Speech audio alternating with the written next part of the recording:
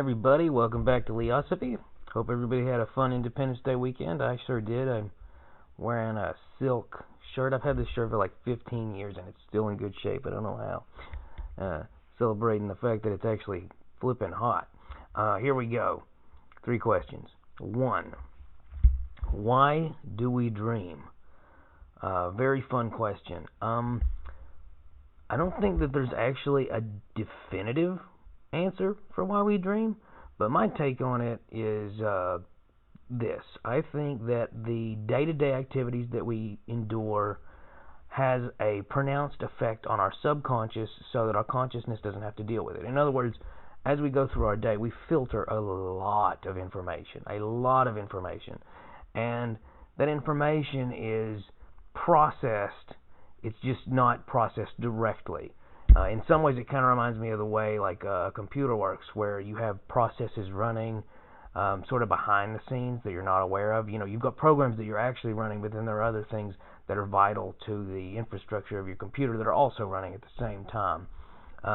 That's sort of what your subconscious does. And the reason why I think this is the case is I've noticed that things that genuinely perturb me over the course of a day, I usually don't dream about, but things that are minor inconveniences get turned into massive ordeals in dreams, at least for me. Like, I almost fell down a flight of stairs once, and I was very nerve-wracked over that because, you know, it was a very unpleasant experience that caused a little upsurge in adrenaline. It wasn't like a big deal, I'm just saying.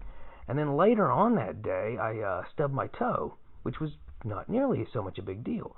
Well, I thought about the staircase consciously. That night I dreamt that I absolutely shattered my foot, striking it against a surface, destroyed it, wasn't able to walk ever again. So I think that was my subconscious dealing with it. And I think that's a general trend with dreams. I think it's a person's subconscious way of coping with all of the little slings and arrows that we endure every day that we don't consciously deal with. But of course, that's pretty speculative. It's not, you know, something that's a complete hard-lying fact. But that's my take on it. I certainly, personally, I remember dreams very well, and I enjoy dreaming. I even appreciate nightmares. But I dream a lot. Well, I dream as much as anyone else, I guess, but I remember them with vivid detail. Let's see. How would a private police force work? I imagine it would function very similar. I don't think that a police force funded by individuals would function very well. And I think a lot of people, their big concern is, well, so if you don't pay them, they don't help you. I think that it would function a lot more like that ever-fascist organization, the Homeowners Association, except it would be, actually, oddly enough, even though we're dealing with armed individuals protecting the streets or whatever, probably be less fascist. I think what would happen is different communities would have their own organizations that they would fund voluntarily through their own means, and those individuals would, being paid directly by said communities, would do that job. It's really less complicated than it sounds, actually. I mean, if you think about it, home security is a completely optional and privatized system. By the way, this isn't like a straight-up defense of a private police force. I'm just saying, like, I can see how it would work.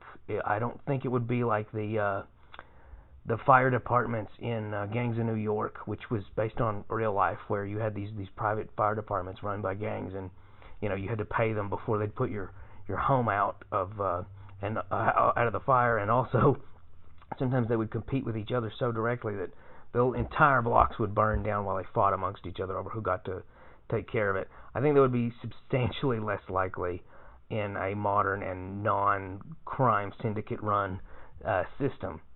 It may even be less prone to corruption simply because you would be scrutinized by the people that pay you.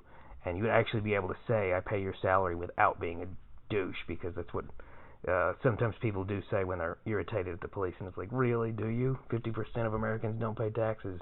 Are you really? I'm always skeptical when I hear someone say that, because I think probably not. But yeah, that's kind of how it would function. It would be a lot more like a neighborhood watch, except they would be on a payroll of said community. And I think that it would be I think there would be a lot of social tension to contribute, but it wouldn't be obligatory the way the current situation stands. It'd also probably be more expensive in the long run, but qualitatively you'd have a lot more options with who you wanted looking over the safety and welfare of your community. Let's see. What's your take on capital punishment? I have very mixed feelings on capital punishment. I talked about this in an earlier video that I was against it, but it's really a more complicated view than that. Oh man, this is a hard one. Not that I don't know the answer, but that it's hard to articulate it properly without sounding crazy, which maybe my view is crazy. One, I think there are two directions that our society could take with regard to capital punishment, and I don't like the current setup at all. Here's my take on it. One possibility. If we have the infrastructure of this massive prison complex that we currently have, and we insist on continuing to use it, has this horrid, corrupt system that we do have of privatized prisons where you make more money the more people you have in. If we have that, then we shouldn't have the death penalty at all, because one, what if you get the wrong person? Then all of society is responsible for that one person's death. As such, we're all essentially murderers in that regard. And two, if we have the option of taking care of people their whole lives, at that point I think that capital punishment in that context is really just about revenge. And I don't think that comes from a good place at all. And I realize, by the way, that if I was on the other side of that fence, I would absolutely want revenge. I realize that. That's why I'm glad that we can, as a society, make decisions that aren't based on emotion of some individuals. So I am very opposed to capital punishment in that context. That being said, see, this might sound contradictory or hypocritical. Other possibility here. We abolish prison. I don't like that prison system to begin with, so we abolish prison.